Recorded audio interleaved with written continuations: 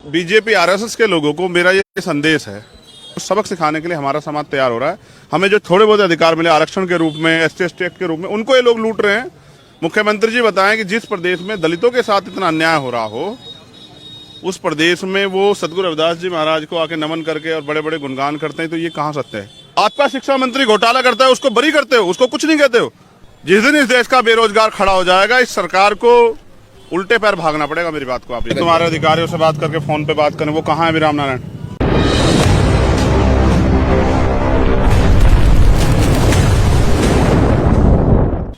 देखो, जब से मैंने होश संभाला है, मैं हमेशा प्रकाश पर्व पे काशी आता हूँ, उस धरती को नमन करने जहाँ से एक ऐसे महापुरुष पैदा हुए जिन्होंने समता, समानता, बंधुत्व, भाईचारे का संदेश पूरे जग को दिया।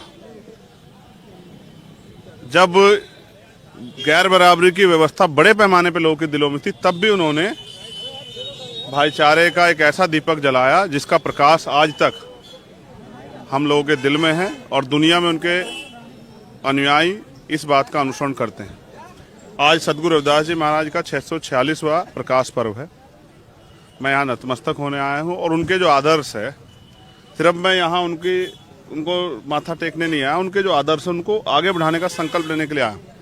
हर साल मैं आता हूँ, संकल्प लेता हूँ और पूरे साल उस जो आशीर्वाद, जो ताकत, जो बल पैदा होता है, उसके जरिए पूरे साल बिना रुके हम और हमारे साथी, हमारे नेतागण भीम आर्मी आजाद समाज पार्टी के दिन रात मेहनत करते हैं, जिससे कि हम उनके आदर्शों को जल्दी से जल्दी अंतिम व्यक्ति तक पहुंचा पाए और उनके आदर्शों का लाभ, उस विचार को सशक्तिकरण मिलके उस आदर्शों का लाभ समाज में रहने वाले अंतिम पायदान पे जो व्यक्ति है उसको भी मिल सके।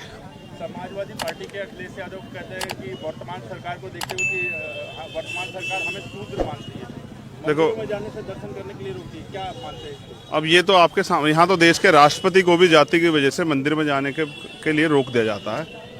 बाबू जगजीवन राम अपने समय के बड़े मंत्री रहे, चोटी के नेता रहे, लेकिन उनको भी जब उन्होंने यहीं बनारस में संपूर्णानंद जी की मूर्ति का जब उद्घाटन किया, तो उनको जो है उसको बाद में वो गंगा जल गोमूत्र से धोके, ये हमें एहसास कराया जाता है कि देश में जो जाति व्यवस्था बनी है, उस जाति व्यवस्था के आधार पे कर्म को प्रधान ना मान के जाति को प्रधान मान के नीचा देश दिखाया जाता है।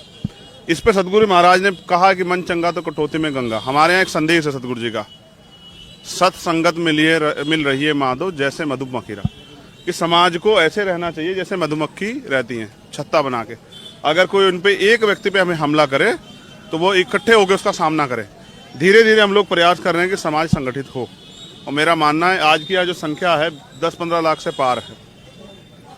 इसका मतलब समाज में अपने संतों, गुरुओं, महापुरुषों के आदर्शों के प्रति, उनके विचार के प्रति एक बल, एक ऊर्जा पैदा हो रही है। आने वाले कल में, आने वाले 2, 4, 10 साल में आप देखना एक बड़ी ऊर्जा का संचार पूरे देश में इस विचार पे होगा। और बीजेपी आरएसएस के लोगों को मेरा ये संदेश है, आज़ादी से पहले हमें पढ़ने का अधिकार नहीं था इतने बड़े पैमाने पे, लेकिन अब हमें पढ़ने का अधिकार है। अब इस बीएचयू में भी हमारे लोग पढ़ रहे हैं, डीयू में भी, जामिया में भी, जेएनयू में भी हमारे लोग पढ़ रहे हैं, दुनिया की अच्छी अच्छी यूनिवर्सिटियों में हमारे लोग पढ़ रहे हैं। अब हमारे लोग जब पढ़ते हैं तो वो संस्कृत भी पढ़ना सीख गए हैं। जब वो संस्कृत पढ़ते हैं तो वो ढोल गवार, शूद्र पशु नारी, ये सकल ताड़ना के अधिकारी, ये भी पढ़ने लगे हैं कि किस तरह से जो है एक जाति, एक वर्ग और महिलाओं को ग्रंथों में कुछ विशेष जो लेखक रहे उन्होंने किस तरह से अपमानित किया है उनको। और मुझे भी इस बात पे पीड़ा है कि भारतीय संविधान सबको बराबरी का अधिकार देता है। ऐसे में अगर आप किसी जाति धर्म के ऊपर इतने बड़े अपमानजनक शब्दों का प्रयोग करोगे और आज हम उसको हटाने की मांग कर रहे हैं, तो मुझे लगता है ये मांग गलत नहीं है। और जो लोग समरसता की बात करते हैं, समानता की बात करते हैं, बाबा मुख्यमंत्री जी भी यहाँ आए थे, उन लोगों को तो और अच्छी पहल करनी चाहिए। जिसने भी कोई गलती की उसने एक्सेप्ट की, तो हिंदू धर्म से जो गलतियां उनको एक्सेप्ट करने में क्या बुराई है? उनको स्वीकार करके आज समानता की बात करनी चाहिए। मैं यहाँ आया हूँ, हमारे मुख्यमंत्री कहते हैं कि उत्तर प्रदेश में कानून व्यवस्था बहुत अच्छी है। आप देखिए, मिर्जापुर शासन प्रशासन कार्रवाई नहीं करे जाते। आपसे आग्रह की भीम आर्मी चीफ चंद्रशेखर आजाद जी हमें न्याय दिलाएं। दुखिया गीता देवी, उनको ये एहसास होगा कि मैं यहाँ आ रहा हूँ। वो यहाँ मुझे रास्ते मिली, उनके साथ रेप हुआ है, लेकिन FIR मैंने देखी, वो छेड़खानी में लिखी गई और फिर भी कोई गिरफ्तारी नहीं हुई है। ये कानून व्यवस्था उत्तर प्रदेश में चल रही है। कल रात में आया था, रात को 2 बजे मेरे गेट के बाहर जहां मैं रुका था वहां 2 पीड़ित परिवार खड़े थे। एक की जमीन का मामला है, वो प्रशासन गुहार लगा सके, दूसरे के बच्चे की हत्या हुई है और कोई कार्रवाई नहीं हो रही है। ये स्पष्ट करता है कि दलितों का, पिछड़ों का, आदिवासियों का और अन्य धार्मिक अल्पसंख्यकों का उत्तर प्रदेश में रहना दुभर हो गया है। उनके साथ हत्या और अपराध जब हो रहे हैं तो भी कार्रवाई नहीं हो रही है। तो न्याय, मैंने कल भी कहा कि यहाँ बीजेपी के नेताओं की चौखट पे दम तोड़ चुका। बीजेपी के नेता अगर कोई अपराध करते हैं कोई कार्रवाई नहीं होती है, और अगर आम आदमी कुछ मुंह से बोल भी रहा है तो उस पर जबरन मुकदमे लगा जेल भेजा जा रहा है। इस लोकशाही की उम्मीद जिन लोगों ने शहादतें दी देश को बनाने के लिए, देश को आजादी दिलाने के लिए, उन्होंने भी नहीं की होगी।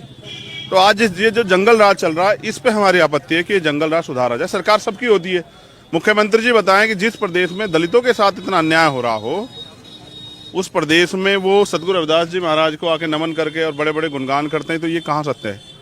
वो आज यहाँ आए, मुझे खुशी है, लेकिन वही सरकार है इन्होंने दिल्ली में सदगुरु रविदास जी महाराज के 600 साल पुराने गुरु घर को कुचलवाया, और हमने 5 लाख से ज्यादा लोगों ने आंदोलन करके 96 लोग हम लोग जेल में रहे, लाठियां खाई, तब जाके आज तक भी हमारा गुरु घर इन्होंने वापस नहीं किया। ये दिखावे के लिए सदगुरु रविदास जी महाराज का सम्मान करते हैं, ये हमारी वोट को लूटना चाहते हैं। अब हम लोग बेवकूफ नहीं रहे हैं, अब इनकी झूठी बातों में नहीं आएंगे। अब इनको सबक सिखाने के लिए हमारा समाज तैयार हो रहा है। हमें जो थोड़े बहुत अधिकार मिले आरक्षण के रूप में, एसटी एसटी एक्ट के रूप में, उनको ये लोग लूट रहे हैं, बर्बाद कर रहे हैं। सारी सरकारी नौकरियां खत्म कर दी। युवा कहां जाएगा इस प्रदेश का? मुख्यमंत्री बताएं, कोई भर्ती बिना पेपर लीक के हुई है आज तक? और जो 68,000 शिक्षक भर्ती में दलित पिछड़े वर्ग के बच्चों का हक अधिकार छीन लिया, उसको कौन साफ करेगा? आपने माना कि घोटाला हुआ तो उस वो जो मंत्री था, शिक्षा मंत्री, उसको जेल क्यों नहीं भेजा? उस पर मुकदमा क्यों दर्ज किया? आपका शिक्षा मंत्री घोटाला करता है, उसको बरी करते हो, उसको कुछ नहीं कहते हो। और जिन बच्चों के अधिकार छीन लिए वो सड़कों पे वो कर रहे हैं, उनको लाठियों से पीट रहे दलित पिछड़ों को। जातिगत जनगणना कब करा रही है बीजेपी सरकार, बताए? अभी हाल ही में बजट पास हुआ है, बेरोजगारी पे बात नहीं हो रही है, क्या मानते हैं? बजट में 2 खूबियां बहुत अच्छी दी गई हैं। पहला, उन्होंने एजुकेशन का बजट कम कर दिया है कि लोग अनपढ़ बने रहें। दूसरा, हेल्थ का बजट कम कर दिया है कि इलाज न मिलने के कारण लोग अच्छी जल्दी मर जाएं। ये गरीबी हटाने वाली नहीं, गरीबों को हटाने वाली, और बेरोजगारी हटाने वाली नहीं, बेरोजगारों को लाठी से पीट के जेल भेजकर सुसाइड करने मजबूर करने वाली सरकार है। जिस दिन इस देश का बेरोजगार खड़ा हो जाएगा, इस सरकार को उल्टे पैर भागना पड़ेगा। मेरी बात को आप याद रखना। और 2024 में और देश भर में करने वाले हैं, हर जिले जिले जाके 2024 में हम इतनी बड़ी मुहिम बना खड़े करेंगे कि इस देश के दलित, पिछड़े, आदिवासी, जैन, सिख, बौद्ध, पारसी, ईसाई और मुसलमान, और वो लोग जो वास्तविकता में संविधान भरोसा रखते हैं, वो इस सरकार को उखाड़ के फेंक देंगे। आप याद रखना। क्या हुआ है बताइए बहन। मामला बताइए। मेरा मामला है कि मेरा आदमी पूरा किया कर विरोही गाँव कर रहे हैं, तो गौरी शंकर पांडे मेरे आदमी के पास फोन लगाया, तुम कहाँ पे हो? तो बोले मैं बुआ किया विरोही गाँव आया हूँ। तो ये मेरे घर पे गया, एक बार घुराने लगा, तुम्हारे खेत में जानवर पड़ा है। तो मैं 11 बजे रात मैं कुवाड़ी नहीं खोली, नहीं बोली। फिर वो गया 11 बाद 14 जनवरी को फिर मेरा दरवाजा पीटने लगा। तो मैं जब दरवाजा खोली तो मेरे घर में घुस कर मेरे संगे रेप किया। और हम चिल्लाती रही, मेरे बच्चे छोटे छोटे 3 ठे थे और मेरा आदमी नहीं था अभी तक, और मेरा अभी तक कोई सुनवाई नहीं हुआ था। मिर्जापुर? जी सर, जैसे मुझे पता चला सर 22 तारीख में, 23 तारीख को बहन से मिला, 24 को एसपी का FIR तो 354 में जी 164 में बयान हुआ है, लेकिन सर अभी दिए बयान रिपोर्ट? बयान हो गया बेटा मजिस्ट्रेट के यहाँ। जी फिर इसमें अब सप्लीमेंट्री क्यों लगी अभी तक? सर अब बताइए कब दिए थे बयान? ये 27 को ना ज्ञापन जी 27 को? जी 27 तारीख को। ठीक है, भाई को नंबर दीजिए जिस पे बात हो जाए तुम लोगों से। कौन है परिवार से? परिवार की सर जल्दी बताओ। 800 800 80 कौन बात करेगा इस पर? मेरा आदमी क्या नाम है? राम नारायण और रोह लालापुर लालगंज। अभी तुम्हारे अधिकारियों से बात करके फोन पे बात करें। वो कहाँ है अभी राम नारायण? जी आइए, आइए आप आइए। राम नारायण इधर आओ। राम नारायण आइए, अरे आप आइए, ये उनके छोटे भाई ये तुम्हारा नाम राम नारायण है? अभी अधिकारियों से बात करके फोन करेंगे तुम्हें, ठीक है? और ये साथ रहेंगे, कोई परेशानी होगी मुझे, मैंने सर कहा इनसे कि कोई परेशानी मुझे फोन करिए तुरंत। मैं बहन के साथ 1 हफ्ते से परेशान हूँ सर। ठीक है बहन, कुछ समय दो थोड़ा सा, आज ही बात करके देखते हैं, जल्दी जल्दी कार्रवाई करवाते हैं। ठीक है, परेशान मत होना। बहन परेशान मत हो। चलिए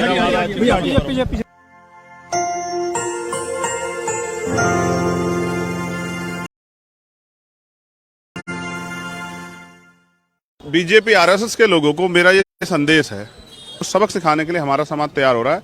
हमें जो थोड़े बहुत अधिकार मिले आरक्षण के रूप में, एसटी एक्ट के रूप में, उनको ये लोग लूट रहे हैं। मुख्यमंत्री जी बताएं कि जिस प्रदेश में दलितों के साथ इतना अन्याय हो रहा हो, उस प्रदेश में वो सदगुरु रविदास जी महाराज को आके नमन करके और बड़े बड़े गुणगान करते हैं, तो ये कहाँ सत्य है? आपका शिक्षा मंत्री घोटाला करता है, उसको बरी करते हो, उसको कुछ नहीं कहते हो। जिस दिन इस देश का बेरोजगार खड़ा हो जाएगा, इस सरकार को उल्टे पैर भागना पड़ेगा। मेरी बात को आप तुम्हारे अधिकारियों से बात करके फोन पे बात करें, वो कहाँ है अभी रामनारायण?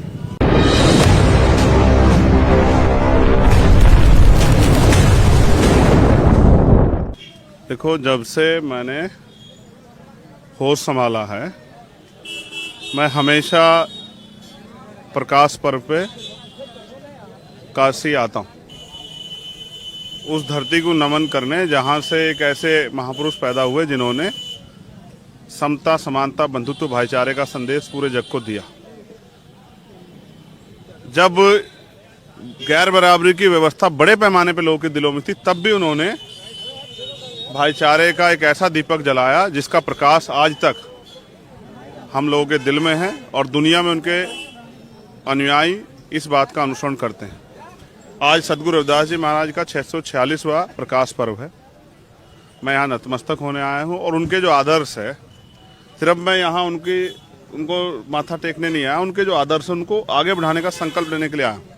हर साल मैं आता हूँ, संकल्प लेता हूँ और पूरे साल उस जो आशीर्वाद, जो ताकत, जो बल पैदा होता है, उसके जरिए पूरे साल बिना रुके हम और हमारे साथी, हमारे नेतागण भीम आर्मी आज़ाद समाज पार्टी के दिन रात मेहनत करते हैं, जिससे कि हम उनके आदर्शों को जल्दी से जल्दी अंतिम व्यक्ति तक पहुंचा पाए और उनके आदर्शों का लाभ, उस विचार को सशक्तिकरण मिलके उस आदर्शों का लाभ समाज में रहने वाले अंतिम पायदान पे जो व्यक्ति है उसको भी मिल सके। समाजवादी पार्टी के अखिलेश यादव कहते हैं कि वर्तमान सरकार को देखते हुए कि वर्तमान सरकार हमें शूद्र मानती है, देखो, में जाने से दर्शन करने के लिए रोकती है, क्या आप मानते हैं इसको? अब ये तो आपके सामने, यहाँ तो देश के राष्ट्रपति को भी जाति की वजह से मंदिर में जाने के लिए रोक दिया जाता है। बाबू जगजीवन राम अपने समय के बड़े मंत्री रहे, चोटी के नेता रहे, लेकिन उनको भी जब उन्होंने यहीं बनारस में संपूर्णानंद जी की मूर्ति का जब उद्घाटन किया, तो उनको जो है उसको बाद में वो गंगा जल गोमूत्र से धोके, ये हमें एहसास कराया जाता है कि देश में जो जाति व्यवस्था बनी है, उस जाति व्यवस्था के आधार पे कर्म को प्रधान ना मान के जाति को प्रधान मान के नीचा दिखाया जाता है। इस पे सदगुरु महाराज ने कहा कि मन चंगा तो कटौती में गंगा। हमारे यहाँ एक संदेश है सदगुरु जी का, सत्संगत मिल रही है माधव जैसे मधुमक्खीरा, कि समाज को ऐसे रहना चाहिए जैसे मधुमक्खी रहती हैं छत्ता बना के। अगर कोई उन पे एक व्यक्ति पे हमें हमला करे तो वो इकट्ठे होकर उसका सामना करें। धीरे धीरे हम लोग प्रयास कर रहे हैं कि समाज संगठित हो, और मेरा मानना है आज की जो संख्या है 10-15 लाख से पार है। इसका मतलब समाज में अपने संतों, गुरुओं, महापुरुषों के आदर्शों के प्रति, उनके विचार के प्रति एक बल, एक ऊर्जा पैदा हो रही है। आने वाले कल में, आने वाले 2, 4, 10 साल में आप देखना एक बड़ी ऊर्जा का संचार पूरे देश में इस विचार पे होगा। और बीजेपी आरएसएस के लोगों को मेरा ये संदेश है, आज़ादी से पहले हमें पढ़ने का अधिकार नहीं था इतने बड़े पैमाने पे, लेकिन अब हमें पढ़ने का अधिकार है। अब इस बीएचयू में भी हमारे लोग पढ़ रहे हैं, डीयू में भी, जामिया में भी, जेएनयू में भी हमारे लोग पढ़ रहे हैं। दुनिया की अच्छी अच्छी यूनिवर्सिटियों में हमारे लोग पढ़ रहे हैं। अब हमारे लोग जब पढ़ते हैं तो वो संस्कृत भी पढ़ना सीख गए हैं। जब वो संस्कृत पढ़ते हैं तो वो ढोल गवार, शूद्र पशु नारी, ये सकल ताड़ना के अधिकारी, ये भी पढ़ने लगे हैं कि किस तरह से जो है एक जाति, एक वर्ग और महिलाओं को ग्रंथों में कुछ विशेष जो लेखक रहे उन्होंने किस तरह से अपमानित किया है उनको। और मुझे भी इस बात पे पीड़ा है कि भारतीय संविधान सबको बराबरी का अधिकार देता है। ऐसे में अगर आप किसी जाति धर्म के ऊपर इतने बड़े अपमानजनक शब्दों का प्रयोग करोगे और आज हम उसको हटाने की मांग कर रहे हैं, तो मुझे लगता है मांग गलत नहीं है। और जो लोग समरसता की बात करते हैं, समानता की बात करते हैं, बाबा मुख्यमंत्री जी भी यहाँ आए थे, उन लोगों को तो और अच्छी पहल करनी चाहिए। जिसने भी कोई गलती की उसने एक्सेप्ट की, तो हिंदू धर्म से जो गलतियां उनको एक्सेप्ट करने में क्या बुराई है? उनको स्वीकार करके आज समानता की बात करनी चाहिए। मैं यहाँ आया हूँ, हमारे मुख्यमंत्री कहते हैं कि उत्तर प्रदेश में कानून व्यवस्था बहुत अच्छी है। आप देखिए, मिर्जापुर शासन प्रशासन कार्रवाई नहीं करे, आपसे आग्रह की भीम आर्मी चीफ चंद्रशेखर आजाद जी हमें न्याय दिलाएं। दुखिया गीता देवी, उनको ये एहसास होगा कि मैं यहाँ आ रहा हूँ। वो यहाँ मुझे रास्ते मिली, उनके साथ रेप हुआ है, लेकिन FIR मैंने देखी, वो छेड़खानी में लिखी गई और फिर भी कोई गिरफ्तारी नहीं हुई है। ये कानून व्यवस्था उत्तर प्रदेश में चल रही है। कल रात में आया था, रात को 2 बजे मेरे गेट के बाहर जहां मैं रुका था वहां 2 पीड़ित परिवार खड़े थे। एक की जमीन का मामला है, वो प्रशासन गुहार लगा सके, दूसरे के बच्चे की हत्या हुई है और कोई कार्रवाई नहीं हो रही है। ये स्पष्ट करता है कि दलितों का, पिछड़ों का, आदिवासियों का और अन्य धार्मिक अल्पसंख्यकों का उत्तर प्रदेश में रहना दुभर हो गया है। उनके साथ हत्या और अपराध जब हो रहे हैं तो भी कार्रवाई नहीं हो रही है। तो न्याय, मैंने कल भी कहा कि यहाँ बीजेपी के नेताओं की चौखट पे दम तोड़ चुका। बीजेपी के नेता अगर कोई अपराध करते हैं कोई कार्रवाई नहीं होती है, और अगर आम आदमी कुछ मुंह से बोल भी रहा है तो उस पर जबरन मुकदमे लगा के जेल भेजा जा रहा है। इस लोकशाही की उम्मीद जिन लोगों ने शहादतें दी देश को बनाने के लिए, देश को आजादी दिलाने के लिए, उन्होंने भी नहीं की होगी। तो आज ये जो जंगल राज चल रहा है, इस पे हमारी आपत्ति है कि ये जंगल राज सुधारा जाए। सरकार सबकी होती है। मुख्यमंत्री जी बताएं कि जिस प्रदेश में दलितों के साथ इतना अन्याय हो रहा हो, उस प्रदेश में वो सदगुरु रविदास जी महाराज को आके नमन करके और बड़े बड़े गुणगान करते हैं, तो ये कहाँ सत्य है? वो आज यहाँ आए, मुझे खुशी है, लेकिन वही सरकार है इन्होंने दिल्ली में सदगुरु रविदास जी महाराज के 600 साल पुराने गुरु घर को कुचलवाया, और हमने 5 लाख से ज्यादा लोगों ने आंदोलन करके 96 लोग हम लोग जेल में रहे, लाठियां खाई, तब जाके आज तक भी हमारा गुरु घर इन्होंने वापस नहीं किया। ये दिखावे के लिए सदगुरु रविदास जी महाराज का सम्मान करते हैं, ये हमारी वोट को लूटना चाहते हैं। अब हम लोग बेवकूफ नहीं रहे हैं, अब इनकी झूठी बातों में नहीं आएंगे। अब इनको सबक सिखाने के लिए हमारा समाज तैयार हो रहा है। हमें जो थोड़े बहुत अधिकार मिले आरक्षण के रूप में, एसटी एक्ट के रूप में, उनको ये लोग लूट रहे हैं, बर्बाद कर रहे हैं। सारी सरकारी नौकरियां खत्म कर दी। युवा कहां जाएगा इस प्रदेश का? मुख्यमंत्री बताएं, कोई भर्ती बिना पेपर लीक के हुई है आज तक? और जो 68,000 शिक्षक भर्ती में दलित पिछड़े वर्ग के बच्चों का हक अधिकार छीन लिया, उसको कौन साफ करेगा? आपने माना कि घोटाला हुआ तो वो जो मंत्री था, शिक्षा मंत्री, उसको जेल क्यों नहीं भेजा? उस पर मुकदमा क्यों दर्ज किया? आपका शिक्षा मंत्री घोटाला करता है, उसको बरी करते हो, उसको कुछ नहीं कहते हो। और जिन बच्चों के अधिकार छीन लिए वो सड़कों पे वो कर रहे हैं, उनको लाठियों से पीट रहे दलित पिछड़ों को। जातिगत जनगणना कब करा रही है बीजेपी सरकार, बताए? अभी हाल ही में बजट पास हुआ है, बेरोजगारी पे बात नहीं हो रही है, क्या मानते हैं? बजट में 2 खूबियां बहुत अच्छी दी गई हैं। पहला, उन्होंने एजुकेशन का बजट कम कर दिया है कि लोग अनपढ़ बने रहें। दूसरा, हेल्थ का बजट कम कर दिया है कि इलाज न मिलने के कारण लोग जल्दी मर जाएं। ये गरीबी हटाने वाली नहीं, गरीबों को हटाने वाली, और बेरोजगारी हटाने वाली नहीं, बेरोजगारों को लाठी से पीट के जेल भेजकर सुसाइड करने मजबूर करने वाली सरकार है। जिस दिन इस देश का बेरोजगार खड़ा हो जाएगा, इस सरकार को उल्टे पैर भागना पड़ेगा। मेरी बात को आप याद रखना। और 2024 में और देश भर में करने वाले हैं, हर जिले जिले जाके 2024 में हम इतनी बड़ी मुहिम बना खड़े करेंगे कि इस देश के दलित, पिछड़े, आदिवासी, जैन, सिख, बौद्ध, पारसी, ईसाई और मुसलमान और वो लोग जो वास्तविकता में संविधान भरोसा रखते हैं, वो इस सरकार को उखाड़ के फेंक देंगे। आप याद रखना। क्या हुआ है बताइए बहन। मामला बताइए। मेरा मामला है कि मेरा आदमी पूरा किया कर विरोही काम कर रहे हैं, तो गौरी शंकर पांडे मेरे आदमी के पास फोन लगाया, तुम कहाँ पे हो? तो बोले मैं बुगाखिया विरोही गाँव आया। ये मेरे घर पे गया, एक बार घुराने लगा, तुम्हारे खेत में जानवर पड़ा है। तो मैं 11 बजे रात मैं कुवाड़ी नहीं खोली, नहीं बोली। फिर वो गया 11 बाद 14 जनवरी को फिर मेरा दरवाजा पीटने लगा। तो मैं जब दरवाजा खोली तो मेरे घर में घुस कर मेरे संगे रेप किया। और हम चिल्लाती रही, मेरे बच्चे छोटे छोटे 3 थे और मेरा आदमी नहीं था अभी तक, और मेरा अभी तक कोई सुनवाई नहीं हुआ था। मिर्जापुर जी सर, जैसे मुझे पता चला सर 22 तारीख में, 23 तारीख को बहन से मिला, 24 को एसपी का FIR तो 354 में जी 164 में बयान हुआ है, लेकिन सर अभी दिए बहन रिपोर्ट। बयान हो गया बेटा मजिस्ट्रेट के यहाँ। जी फिर इसमें आप सप्लीमेंट्री क्यों लगी अभी तक? सर अब बताइए कब दिए थे बयान? ये 27 को ना ज्ञापन? जी 27 को? जी 27 तारीख को। ठीक है, भाई को नंबर दीजिए जिस पे बात हो जाए तुम लोगों से। कौन है परिवार से? परिवार की सर जल्दी बताओ। 800 800 80 कौन बात करेगा इस पर? मेरा आदमी क्या नाम है? राम नारायण। राम नारायण रोह लालापुर लालगंज। अभी तुम्हारे अधिकारियों से बात करके फोन पे बात करें। वो कहाँ है अभी राम नारायण? जी आइए, इधर आइए, आप आइए। राम नारायण इधर आओ। राम नारायण आइए। अरे आप आइए, ये उनके छोटे भाई हैं। ये तुम्हारा नाम राम नारायण है?